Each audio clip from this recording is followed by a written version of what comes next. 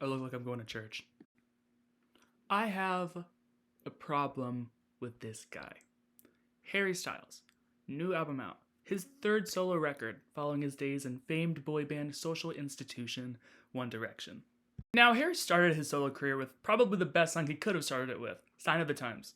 A mature and passionate ballad that, while being a little lyrically nondescript about the issues he was tackling, still showed a lot of promise for him as a songwriter. A songwriter with a lot of heart and a fervent adoration for glam rock icons like David Bowie, which just a few short months later became somewhat of a premonition for his solo self-titled debut and the sounds he would embark on that record. I unfortunately found it to be full of glam rock imitations and cheap folk ballads that, while showing a lot of sweet vocals and sentiment, was so breezy that any lasting impression the record had would be completely attributed to its breakout single. A few years later, we see the release of Fine Line, which, although severely lacking in a cohesive sonic vision for the project, showcased some improved songwriting, some more interesting instrumental palettes, and some of the most emotional and catchiest songs he's put his name to.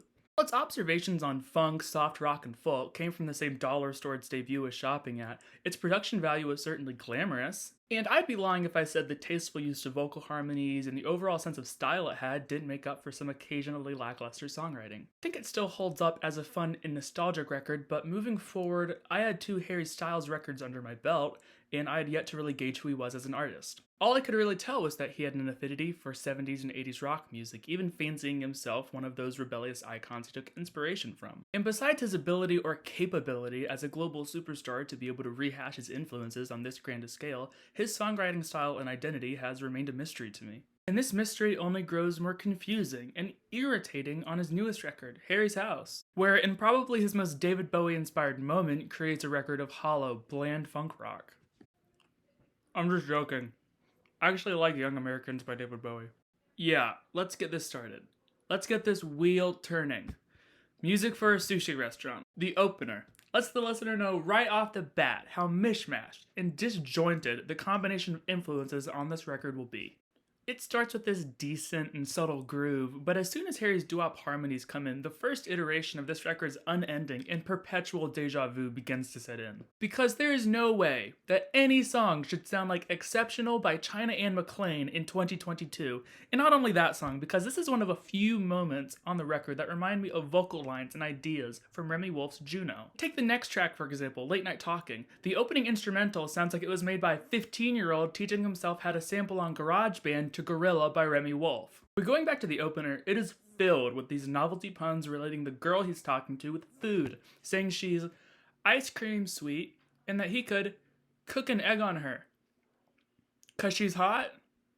Is that what you're saying? This is unfortunately just the beginning of the cringe-inducing lyricism of this record, and it's not even the worst offender, not by a mile. However, when it comes to music for a sushi restaurant, there is no worse quality it has than the mind-numbing and annoying horns that blare and squawk all across the chorus. How, in a field of producers tripping over themselves to work with the biggest pop star on the planet, did they land on this arrangement of horns? Did nobody tell Harry that it sounds like a mix of a Mario Kart level and the Macy's Thanksgiving Day Parade? Either there's a lot of yes men in the studio, or there is lead in the walls. Moving on, Late Night Talking is when the record really pulls out all the stops in trying to convince the listener that it can pull off the 80s revival wave that has been clinging onto relevancy. It really is tracks like these that make me want to go back in time and convince Carly Rae Jepsen to not release Emotion, just for the greater good. I am tired of hearing the same shallow interpretation of 80s synthpop hit the mainstream in a new and hard way every single year. While it resulted in some great records from The Weeknd and Dua Lipa, it is really to Harry's detriment that they went first, since the chorus of this song is nearly a dead ringer for a slower version of Dua Lipa's Levitating. I guess it's slick and nice while it's on, but it starts in identity-deficient ambiguity and goes all of nowhere with its progression. A lot of tracks suffer from going absolutely nowhere, fizzling out like on Cinema, or not building up enough steam to even attempt it on the painfully meandering Keep Driving. Grape Juice, with its processed vocals and rainy day groove, almost feels like if Gorillaz tried to write a Maroon 5 song. I think the chorus is actually very sweet, certainly one of the prettiest moments on the record, and while again it really doesn't go anywhere with its progression, it does benefit from one of the more endearing grooves and vocal performances on the record, so that's something. But if there's one thing that defines this record through all of its stylistic clashings, it's Harry's nearly comatose presence on a majority of the tracks here. Case in point, lead single As It Was. This is literally a wallow song. But besides being a wallow song, it actually features a Harry that is attempting to think about the past and reflect on his current mental state. But if this is the depths of his emotions, then he is moving through life with a shallow kiddie pool of a heart. And I just cannot get behind his voice. It's on this track where his usually uninspired vocals can get away with sounding sleepy because it's going for a more melancholic angle. So why does so much of his music, regardless of its emotional tone, carry the exact same vocal performance? I'm not going to give him the benefit of the doubt that it's just the direction he takes with his vocals, because besides a few standout moments, not songs, moments throughout his career, he has never shown that his voice has the emotional intelligence or charisma to stand up to the artists that he regularly pulls from. As It Was may be one of the better written and performed songs from the record, but what that says is not much. Daylight is one of a few tracks that tries to combine funk with the big rock finish, even bordering on shoegaze, but if it is shoegaze, it is one of the most American Eagle interpretations of that sound I've ever heard. It also features an incessantly annoying vocal manipulation that I can at least forget as I fall asleep to the rest of the track. Actually, that big distorted finish at the end of the track feels more like an alarm to make sure you're awake after how repetitive and redundant its song was. Little Freak, with its close double-tracked harmonies and reverb instrumental, doesn't just sound like a folklore song, I think it is a folklore song. You really can't convince me that it's not a leftover that was just passed along to Harry. You know what, I actually take that back, seeing as how Taylor never put lyrics this dumb over a song on that album. You hide the body all that yoga gave you, but you would make fun of me for sure. What? Like you're entitled to see it? Okay. Matilda is actually a refreshingly personal song as he encourages a friend coming to terms with childhood trauma, telling them that it's okay to leave their family in the past and seek help to create a better future for themselves. It also hopes that the instrumental, while not reinventing the wheel, is genuinely pretty and very somber. However, all of my goodwill went out the window when, in researching this song, I came across comments Harry made regarding its origin, saying it was inspired by a friend dealing with childhood trauma who confided in him. This was then followed by him thinking, oh yeah, you're a lot like Matilda, that movie character who is neglected by her family? Yeah, your abuse is like a movie. I should name this song Matilda. He then stated that the song was just about listening. If nothing else, it just says, I was listening to you. You heard a story about childhood trauma and you thought, yeah, your life is like a movie for real?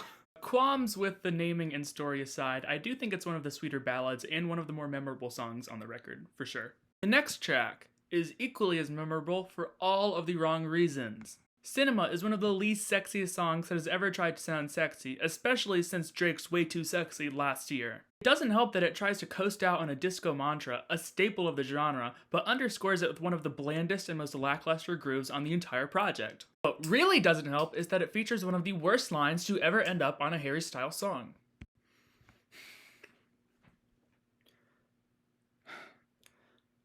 If you're getting yourself wet for me, I guess you're all mine.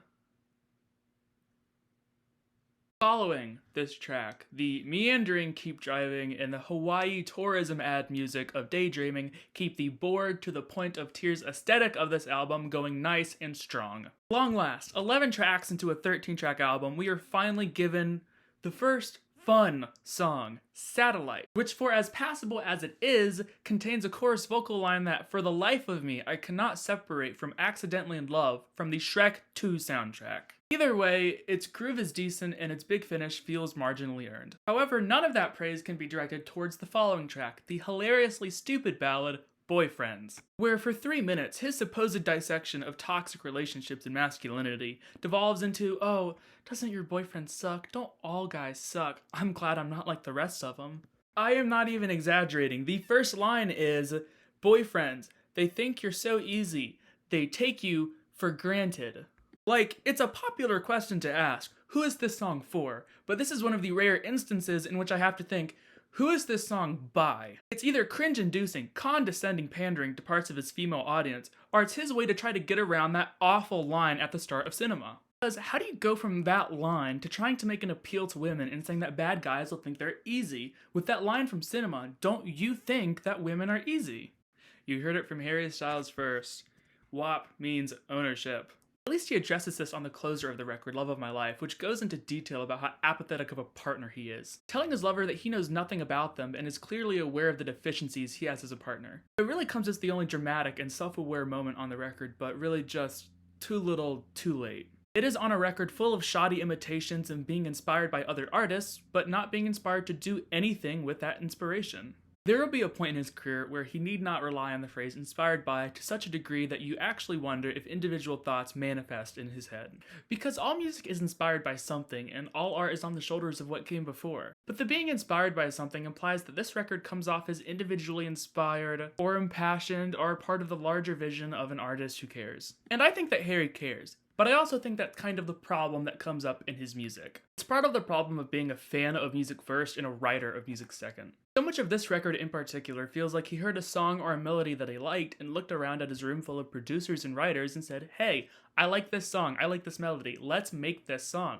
But what you end up with is unflattering imitations without the passion that created them. The passion in Harry's music isn't the aesthetic of listening to him. I truly feel like Harry Styles as an institution in pop gets way more attention on his part than his songwriting does. His image, his diverse array of influences that he and others probably curate, the fanfare, he's a pop artist, it comes with the job. And it brings up an issue that might be the root of a lot of my problems with this record and with Harry in general. In commercial pop, there is a hierarchy of what people are able to do. Now, anyone can make whatever music they want, but there is a certain vantage point of privilege that artists on the level of Harry benefit from. It comes with resources and collaborators, but most of all, it comes with an audience reach so large that many of your listeners will be introduced to the sounds you're influenced by through your music. That is part of the reason that people listen to commercial pop. Not only is it very accessible, but it also acts as a blender of a myriad of ideas as they come together, as ideas are siphoned off from smaller artists on their way to the top. My problem with Harry is that by the time these influences reach him and his songwriters, they have been bastardized to the point that he is being derivative of artists that are already derivative. It's part of the reason that every other song and melody sounds like it's been ripped up in a tornado from where it came from and smashed into all the other influences he's aping off of. Going back to Late Night Talking and Levitating by Dua Lipa, what I failed to mention is that Levitating has since become infamous for accusations that it stole that very same chorus from a smaller artist. And I don't think any of this supposed theft was genuine malice stealing, I just think it suffers from the same problem as Silk Sonic's record last year. And it's that you might not be overtly stealing, but if you only work in shallow interpretations and caricatures of these genres, then all of your bad ideas are going to end up sounding the same. That's why it takes special pop artists with taste to do something new, to put in their homework and study the genres they're trying to emulate. Because if you don't, you end up making surface-level observations that turn into bland, watered-down versions of songs from people better than you. Harry, at this point in his career, is the artist you go to if you want another artist but worse. Another artist but with painfully nondescript and intelligence-insulting lyrics. Another artist but with a soulless vocal performance. And the case has been made that when artists pull from smaller creators or more obscure places, then that will be a gateway for their audience into something new for themselves. But what it often ends up accomplishing is creating a need for these older styles and artists to live up to and to sound like the high-definition imitations they're being used in today. If you love music and you love the styles that he's employing here, then the only enjoyment you can probably get is the novelty of hearing a guy like Harry try to force some emotion through his teeth on some sampled instrumentals. But good luck, because albums like this function. They work. They have all the right parts, but what they lack is a soul, a heart, a drive at the center. In this way, Harry is a maker of robots, artificial imitations that replace passion with style, hoping its listeners are dumb enough not to know the difference. And this is really foregoing the grim idea that Harry might not just have the talent yet to translate his passion into good music. Because as this is, it is music without an identity, without character or purpose. It really is just music without adjectives. Yeah, his music just doesn't have adjectives. I don't know if this is a problem with Harry the artist or Harry the person, but 5 years and 3 albums later, I still have no clue as to ever who this guy might be. I, unfortunately, am going to leave this with a 3 out of 10. But thank you for watching. Let me know what you think in the comments, whether you would give this album a higher score or whether you just don't think Harry is an evil virus of Satan. So take care, and I'll see you when I see you.